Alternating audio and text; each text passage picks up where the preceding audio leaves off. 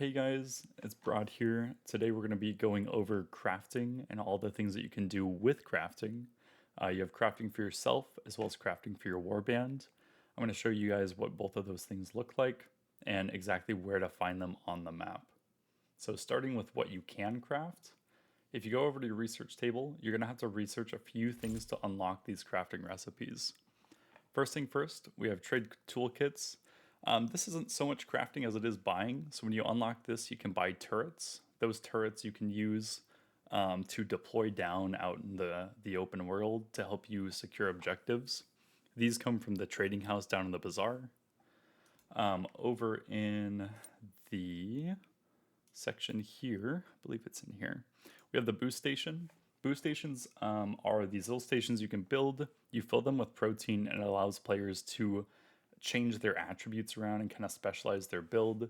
You can get recipes that drop out in the world, and those are going to help you unlock new types of boosts that you can use for people. So if we look here, right now I have, it is a random chance. It's a plus and a minus. So it's a random between, I think, 15 and 30 for tier 7. Intelligence is increased by 25 and it reduces my strength by 14, basically making me more of a glass cannon. So that's what the boost station's used for. Down here we have a bunch of other shit that you can do. So we have throwable explosives, drugs and food, as well as light fortification. So these are things like your vision lens, sentinel outposts. All of these things are going to be made here, either in the siege constructor, the fabricator, or the supply depot. So in the fabricator, as you can see, it costs a bunch of resin, scrap iron, and protein to make. This can upgrade twice. Each upgrade also costs additional resources. After you place it, you'll have the option to upgrade it. The thing with the boost stations, you cannot move them. So if you've upgraded a bunch in the early zones, it may be bad. People may not use it because it's not close to the higher up zones. So be careful when you're upgrading this. Make sure you have it in a good spot that people are going to use it at. People will pay you Starfall tokens to use your boost station. You can set the price, and so it's a good way to get yourself passive income. These boosts last for 3 days and persist through death. So after you get a good roll, you're good for 3 days, and then people are going to do it again. So it's always a good way to kind of keep yourself, if you're a crafter, with that passive Starfall income. We also have Nomad Outposts. These are basically a second spawn point that you can set out in the world. It's a mini drift mark is the best way to think about it. Automatic harvesters are going to go, you can place these at any harvesting zone. It's going to automatically deploy out these little robots that are going to harvest for you every, I think it's 30 minutes. After it collects a bunch, you just go over, pick it up from the harvest spot, and then go dump it off. You can also craft weapons after you've unlocked it in your research. You can come in here, anything that you have unlocked, you're going to be able to craft with protein, resin, and scrap iron.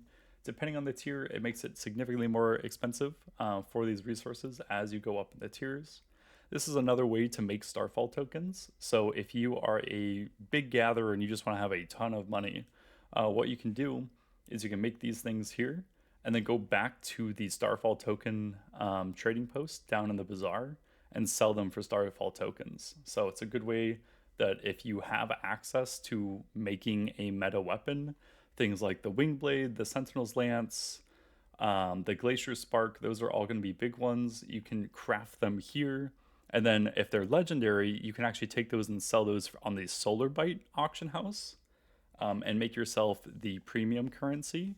And then if it's a purple or below weapon, you can sell those just for Starfall tokens. On top of that, there's a couple other special crafts.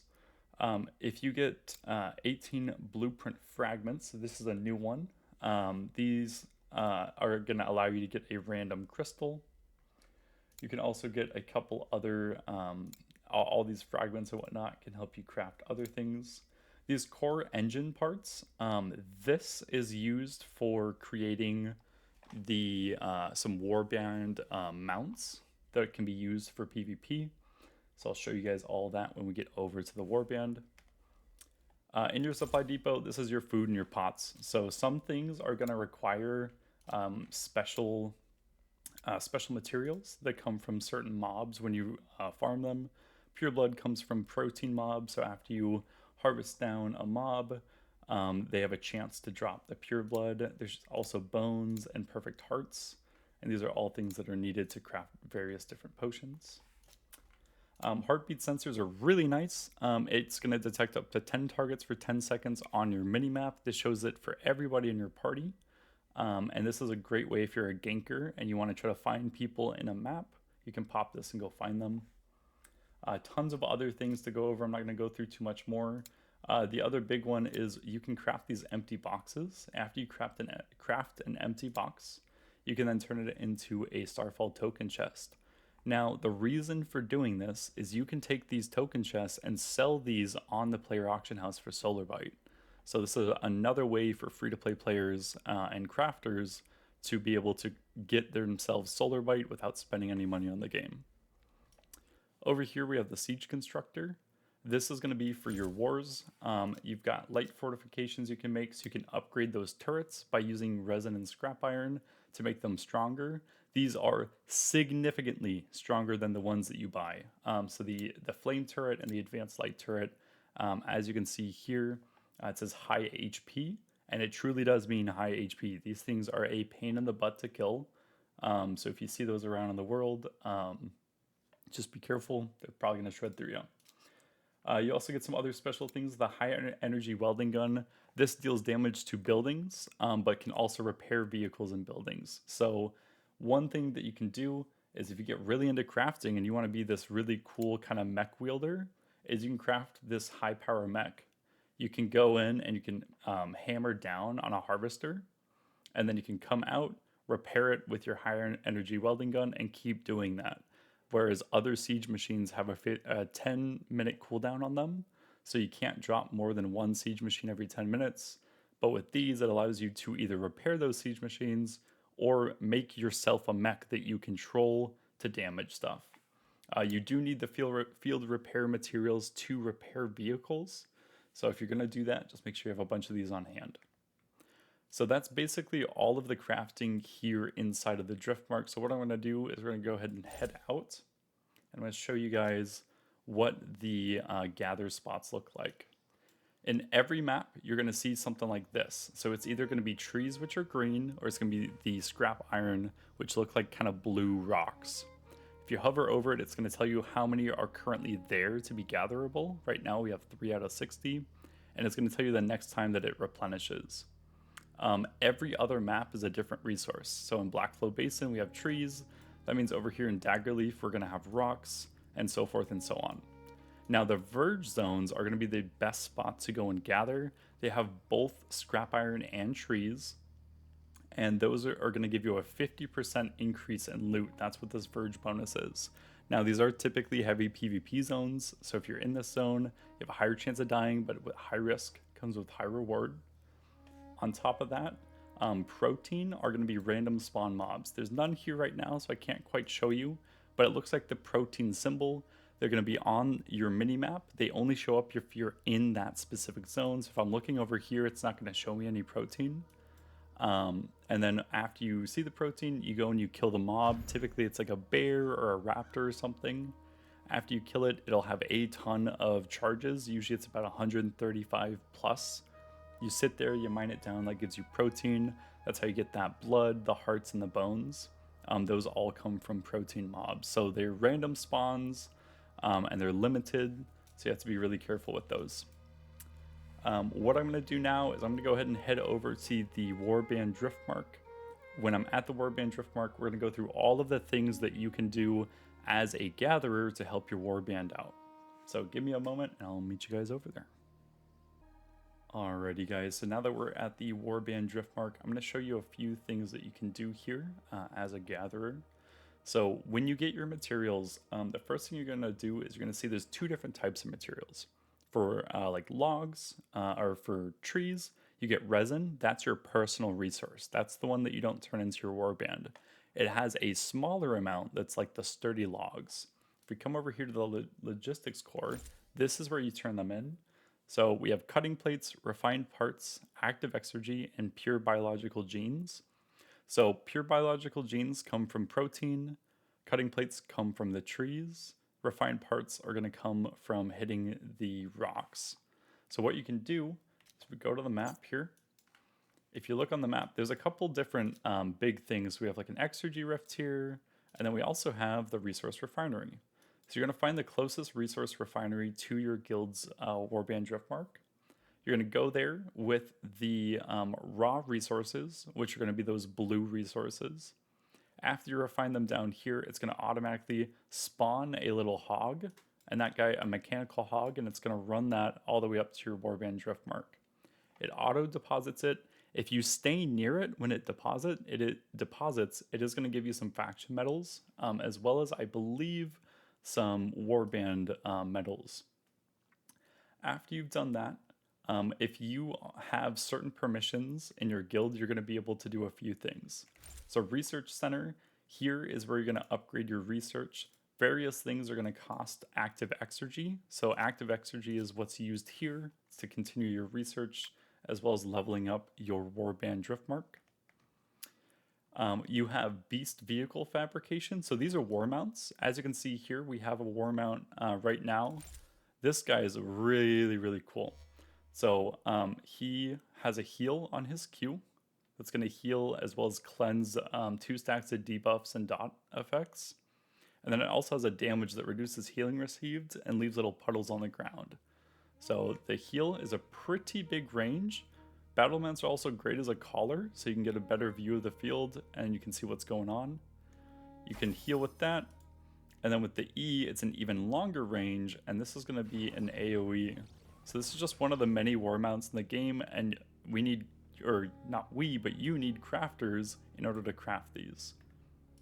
On top of that, this guy also has a passive that within 9 meters of this vehicle, 15 players are going to gain a 23% damage boost and a 23% healing boost. So these war mounts are really going to come in handy in those big PvP wars later on. Beast vehicles, there's a couple different ones. There's the Blazing Cannon Beast as well as the Charge Beast. There is also a Behemoth. We don't have it unlocked yet, but the Behemoth only comes from the large fire trap. So these here are where you have a chance of dropping the material needed to craft them. And if you see here, this one can drop the Juvenile Behemoth, and this is used for one of the strongest beast war mounts in the game. Over here we have Mechanical Vehicle Fabricators, so also a research. These are going to be a bunch of different things. So the Stormflinger is going to actually do additional damage versus emplacements, so like turrets and things like that, as well as other vehicles. So this is going to do more damage against other war mounts. It's a war mount killer rather than something to help kill players. This one is a giant bombard machine. It can't move when it's in artillery mode, and you basically can just throw all sorts of stuff from a very long range. I can't remember the exact range on it. Oh yeah, here we go. 120 meters, and this is going to actually do siege damage to buildings. So if you had a couple of these out there and you're long ranging, you can actually just kill their buildings without even having to drop your siege machines. Very cool. The jammer here, as you can see, it uses a ton of parts. This is where your gatherers are going to come in handy. This guy here is going to disable all buildings in a 6-meter range for 120 seconds. So that's pretty nice if you're trying to take out like a Warband Driftmark or something, and those turrets are killing everything. You can use this to help disable those. Probably my favorite and the coolest thing in the entire game is this giant stealth mothership. This guy here is going to do a railgun strike, which continuously bombards a location, dealing % max HP true damage, as well as doing quantum collapse and destroying buildings. You can go in stealth, which is insane, and then you have a sprint. So there's a lot of really cool vehicles that you can make using your crafters and your gatherers. Over here, we don't have it unlocked. This is going to be another thing that we unlock soon, so I'm not entirely sure what's in there just yet. But in the Fabricator, you have a few more things you can make. You can actually make artificial exergy veins. Only 10 people though can harvest from one of these at a time, so it's not the best, but it can help a little bit.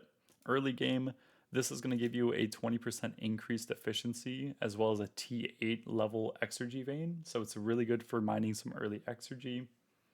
The exergy refinery kit, you can place these at the rift, and this is going to passively create active exergy for your warband.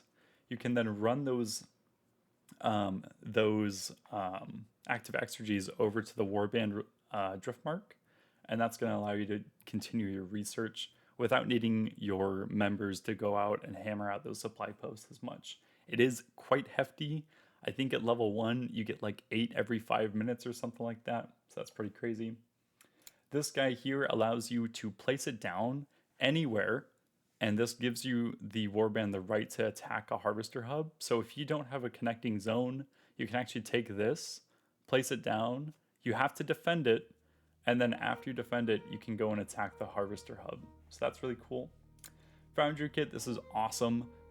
You can build this near a power station, and what these do is this allows you to create a whole bunch of new things that you can place down to like defend a zone. So if you have like your capital city or another point that you're making sure that nobody can take, you can make one of these, and then you can make a whole bunch of turrets and whatnot around your capture point to make it harder to take in PvP. Rally beacons, this was a change. So these now allow you to summon 15 members, and only one can exist at a time. So this is a way to teleport your members directly to you. This used to be something you could individually craft, but it was a very good change that they made it so it's only for the warband. And then down here, you actually have like an orbital railgun. So it's similar to the big mothership. You can use this, and I believe you can bombard across maps and deal damage to them. So another really cool thing, as you can see, it uses so many resources. So even more so a reason why you might need some gatherers in your guild. That basically covers everything, guys. So if you have any questions, be sure to leave them down in the comments. I hope this helps you guys understand a little bit more of what you can do as a gatherer, how you can make some money as a gatherer, and how you can support your warband with capturing different points and defending them. So until next time, take it easy.